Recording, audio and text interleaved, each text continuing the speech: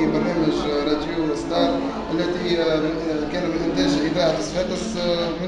بما أنك من أحد مستشارين هذا البرنامج، تعطينا فكرة كيفاش كانت الأجواء وسهرت مع العشوائية نتاع اليوم.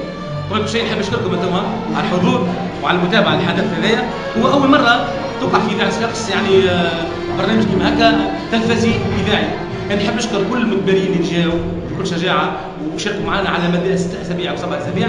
اخترنا منهم 38 ثم بدينا نصفيو. اخترنا اليوم 12 صوت و5 عازفين، إن شاء الله يكونوا بالتوفيق. عندهم جوائز هامة جدا، يعني 700 دينار و500 دينار للعازف الأول والثاني، و700 دينار و500 دينار للمطرب الأول والثاني. وهذايا تشجيع يعني للطلبه وللتلامذه واللي تعطوا وبدلنا جو الثوره. كزينا من البلاتو اللي فيه مشاكل على اللي يحب تونس يفرح لها، واللي يحب تونس هو اللي يعاون الشباب نتاعها.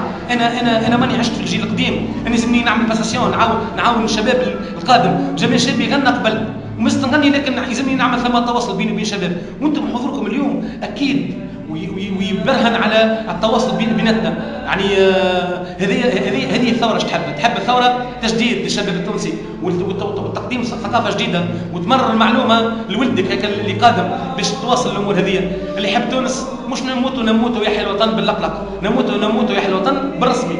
وانا ولد اذاعه وجندي من جنود اذاعه صفاقس، وعنده فضل كبير علي. اقل واجب اني نكون نقدم للشباب الموهوب في الغناء وفي العزف يد المساعده، ونقدمهم للناس ونقول لهم معهم فنانين المستقبل وراديو ستار المستقبل. فهمشي فرصه انه زاد الجاليه التونسيه نتاعنا مع يصير بالبرنامج هذا يدخل بعد الجاليه التونسيه، وفهمشي زاد انه يولي برنامج تلفزي كما بدا معناتها في اذاعه نجمش يولي تلفزي. الاذاعه نتاعكم والتلفزه الرقميه نتاعكم هي همزه وصل. الانترنت توا ولا قريب، احنا في قريه يعني من كل انحاء العالم. رياض قيد خويا قال لي يكلمونا من انحاء العالم من كل بقعه. الجاليه التونسيه خويا اللي عنده صوت واللي عنده قدرات فنيه يحب يجي يتواصل معنا ويشارك معنا في البرمجه الشبيه نتاع 2013 2014 مرحبا ان شاء الله. عايشك ياسين، نشكرك. بس يبقى عايشك، الله يفرحك.